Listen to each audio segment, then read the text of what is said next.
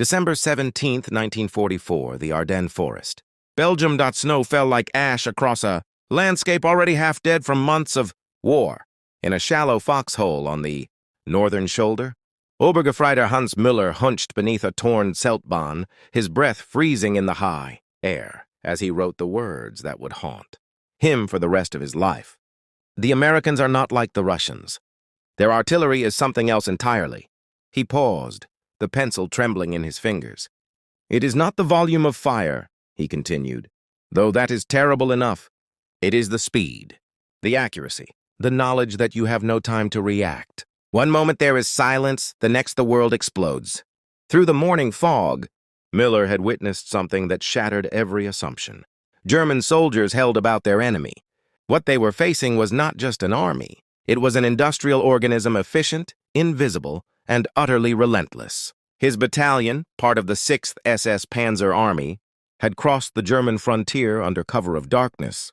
Moving west in Hitler's final gamble, Unternehmen Wacht am Rhein, the Battle of the Bulge, they had achieved complete surprise. American positions were thin, their defenses fractured. Victory seemed close enough to touch. Then the American artillery found them.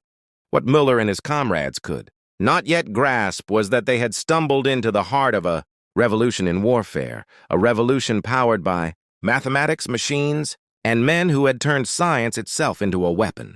The American artillery system, its precision, speed, and sheer coordination, would break the back of Germany's last great offensive and reveal the true depth of Allied superiority. For years, German veterans from the Eastern Front had believed they understood artillery.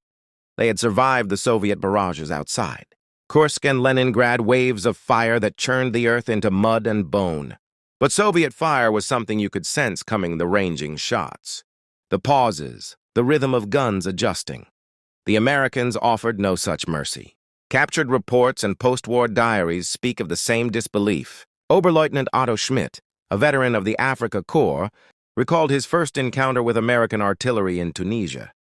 We had taken cover in a dry wadi north of Tunis, good ground. Solid walls, plenty of cover. A small aircraft circled overhead, no larger than a bird, its engine barely audible. 3 minutes later, the entire valley erupted. Every shell landed at once. My company ceased to exist. That bird was an L-4 grasshopper, a tiny Piper Cub flown by forward observers. It carried no bombs, no guns, only radios, binoculars, and men who could summon annihilation from the sky. To the German soldier, it became a symbol of dread. When the grasshopper appeared, you had seconds left to live. The precision was surgical, the timing impossible, and for German artillery officers like Lieutenant Friedrich Bauer, who had spent years mastering the calculations of counter-battery fire, the shock was personal. I thought the documents describing their fire procedures were lies, he wrote in his letter to a comrade. Then I saw it. We were dead before our own guns could load. The Americans had changed the very language of artillery. At the core of their system was the fire direction, center a concept no other army in the world had mastered, where German batteries worked in isolation, each calculating its own solutions. The Americans centralized everything. Dozens of guns could be coordinated to fire as one, a mechanical orchestra directed by mathematics. Behind that precision lay an army of minds. In offices across the United States, entire rooms of women worked at mechanical calculators, their fingers dancing over slide rules and logarithmic tables. They computed for hours what would become seconds of death on a foreign battlefield: wind, temperature, propellant, barrel wear, all rendered into tables small enough to fit in a map case. 1,000 anonymous mathematicians, invisible to history, gave American gunners the power to turn numbers into lightning. But even this system of brains and steel depended on one idea that changed everything: time on target. The concept was breathtaking in its simplicity and devastating in its effect. Different batteries, firing from miles apart at different times, calculated so that every shell arrived simultaneously within a 3-second window. To those caught beneath it, there was no warning, no whistling arc, no time to drop flat. Only silence, then catastrophe. German survivors called it Höllenregen, rain from hell. Men who had learned on the Eastern Front to time their movements between shells found that all their instincts betrayed them. They were alive one moment, gone the next. The silence after artillery, one survivor later said, felt heavier than the shells themselves. This precision would have meant little. Without speed, and speed was where the Americans destroyed their enemies psychologically. German batteries, under ideal conditions, could deliver fire in 8 to 10 minutes. American guns did it in 3. Their radios, operating on clear FM frequencies, carried orders instantly. Their observers were trained to think like infantry, to see the battlefield as a living map. Each infantry battalion carried multiple radios, multiple observers, and each observer could summon not just his own battery, but the fire of an entire corps. Lieutenant Horst Müller of the 352nd Infantry Division, whose regiment was shattered near St. Lo in July 1944, wrote later, "A single American lieutenant held my regiment for 6 hours. He commanded more firepower than my entire artillery group." The difference was not just in methods, it was civilization itself made. Manifest German guns were beautiful machines, precise, durable, deadly, but chained to horses. 80% of the Wehrmacht's transport still relied on animal power. The Americans fought a mechanized war. Their artillery was motorized, their guns towed by trucks and half-tracks, their logistics pulsing like veins through steel roads. A German battery might take 3 hours to move under fire. An American battery, 20 minutes. One German gunner recorded it bitterly in his diary. "We were fighting a 19th century war against a 20th century enemy by 1944. The American arsenal had achieved a kind of industrial perfection. The 105mm howitzer, the M2A1, was simple, robust, and manufactured with mathematical precision. More than 8,000 were produced. Each infantry division fielded 36 of them, ready to move, fire, and move again before the enemy's horses had even been harnessed. And above them, the heavy battalions, 155mm guns, 8-inch howitzers, and the colossal 240mm siege pieces, all connected through the same radio net, all able to focus their fury on a single grid square within minutes. To the Germans, it seemed like sorcery. To the Americans, it was merely logistics, an orchestra of fire conducted by mathematics, steel, and will. By the winter of 1944, this orchestra had reached its crescendo in the Ardennes. Hitler's last offensive was meant to break the Allied front, split the armies, and capture Antwerp. Instead, it became a killing ground of snow and steel. For the men trapped beneath that fire, it was a kind of awakening, the moment when ideology, courage, and even faith yielded to the inescapable truth of industrial war. No army in history had ever fielded artillery like this, an invisible empire of computation, coordination, and mechanical power that turned entire divisions into targets on a grid. What had begun as a tactical innovation had become something far larger, a reflection of the age itself, a war no longer fought by soldiers alone, but by scientists, engineers, and the factories that never slept. Hans Müller would survive the Ardennes, captured near the Meuse in January 1945. In his final diary entry before surrender, he wrote, "We were defeated by mathematics, by machines, by the noise that came from nowhere. The Americans do not fight like men, they fight like a nation made of steel." The morning of January 2nd, 1945. Near Bastogne, the forest lay silent beneath its heavy snow, broken trees jutting like bones through the frozen mist. Beneath them, the men of the 101st Airborne waited. Their faces were hollow from weeks without rest, their uniforms frozen stiff with mud and ice. Above them, on a nearby ridge, the American artillery waited to row upon row of guns hidden under white tarpaulins, their barrels black with soot and frost. At precisely 0700 hours, the radios crackled to life. A single word came through. 2 seconds later, the silence shattered. World 3012. A dozen 105s opened fire. Then 2 dozen. Then the heavies joined in, 155mm and 8-inch guns thundering from miles away. The earth convulsed under the synchronized barrage. Shells from multiple batteries, each fired at different times and distances, converged perfectly on the same coordinates. It was the mathematical miracle of time on target, the doctrine, born from a handful of minds in the U.S. armies. Field artillery. School at Fort Sill, Oklahoma. Their vision was simple. to erase the concept of ranging fire. No warning shots, no adjustments, just impact instant and total. By 1944, the American artillery had evolved into something transcendent, an industrial symphony, where each gun, battery, and observer played its note in perfect time. 031, Behind the guns stood an invisible infrastructure, one that few soldiers ever saw. Yet without it, the fire would have been chaos. In a canvas tent somewhere near Bastogne, inside a wooden shack in Italy, or a command trailer in Normandy, sat the Fire Direction Center, the beating heart of the system. Here, amid the roar of typewriters and the murmur of radio static, men worked equations at lightning speed: range, bearing, powder temperature, atmospheric pressure, muzzle velocity decay. Every round was a problem to be solved. Every correction a matter of life and death, they called it. The brain of the battery. The Germans had nothing like it. Their guns were brilliant, their crews disciplined, but their doctrine belonged to another century. Each battery worked alone, calculating its own solutions, a process too slow for a modern battlefield. By contrast, American FDCs united entire battalions, even divisions, into one organism. A forward observer's call, a single radio report of enemy movement could trigger a storm of shells from dozens of guns across miles of front, and those observers, they were everywhere.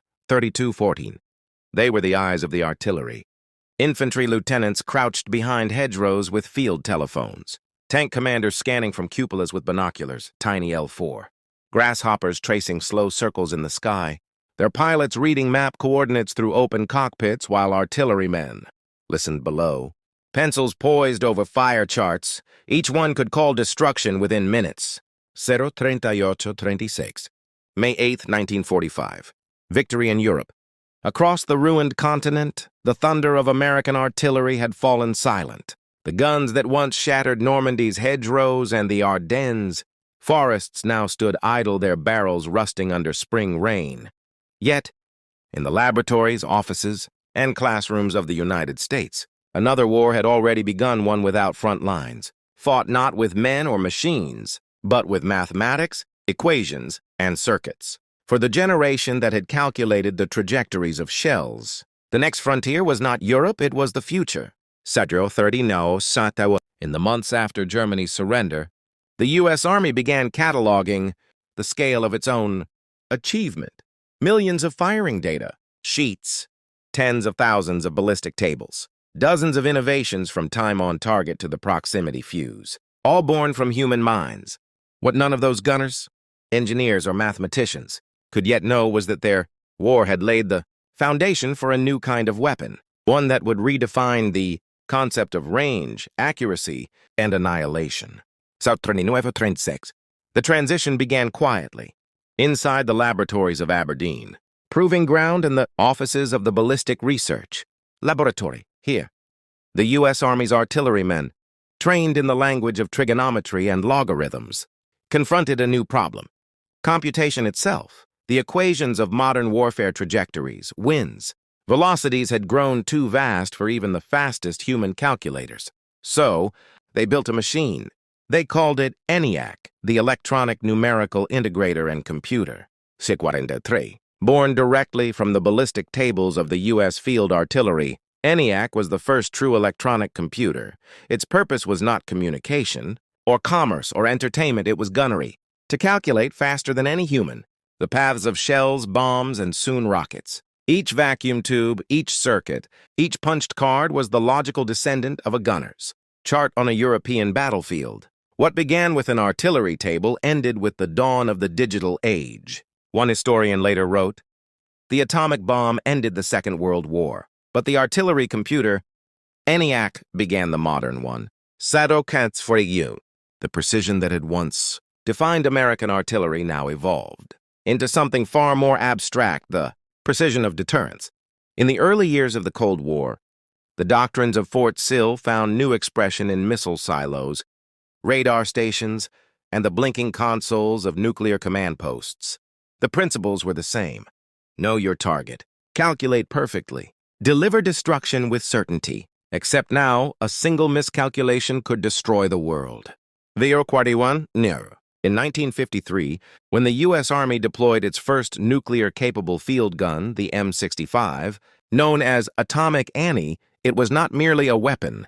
It was the ultimate expression of everything the artillerymen of 1944 had built. A shell 15 kilotons in strength, carried 20 miles through the air, a weapon that turned geometry into apocalypse. Photographs from the Nevada desert show the moment of its test. A white flash brighter than the sun, followed by a pillar of dust rising from the earth. At its base, artillery officers stand watching through tinted goggles. Men who had once commanded howitzers now commanded the atom.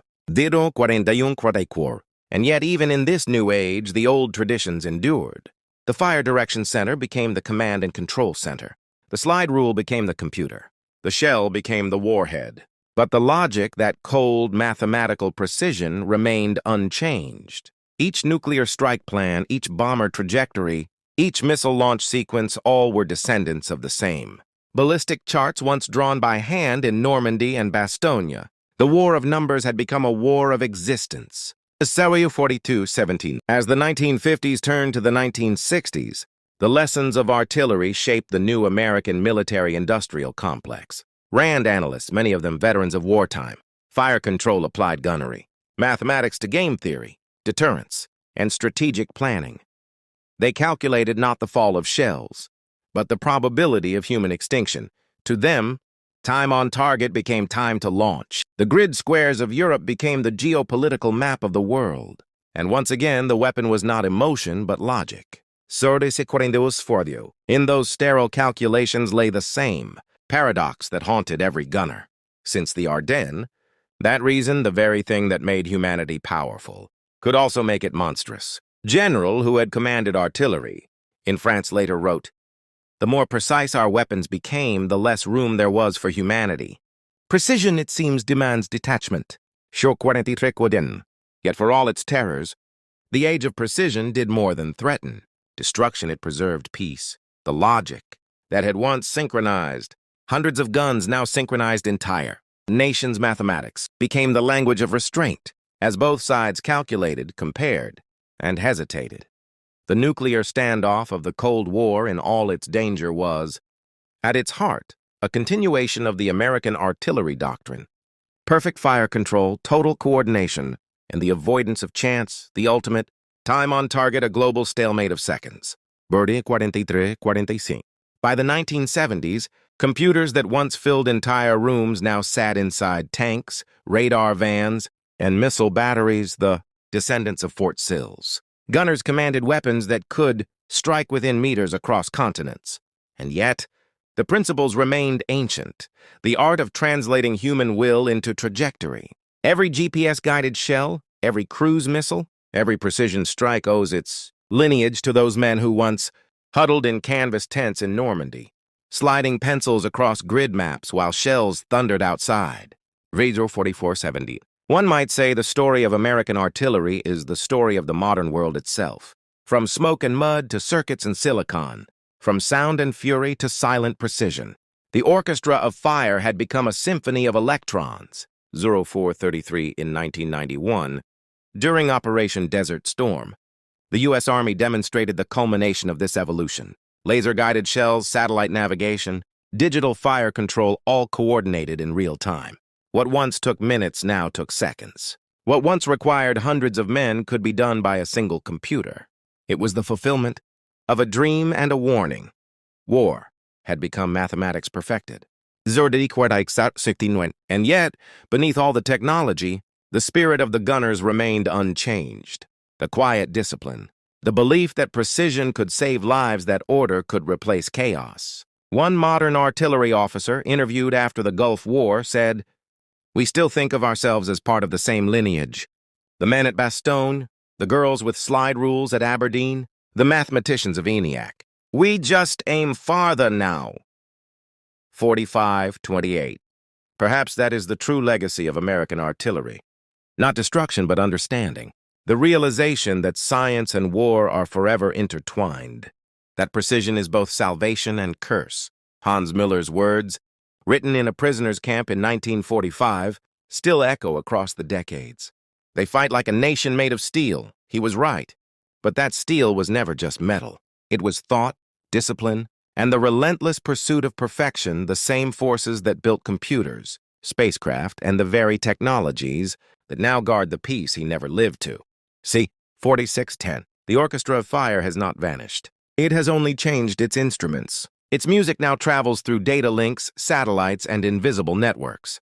And though the guns no longer thunder, a hidden machine gun nest, a column of panzers,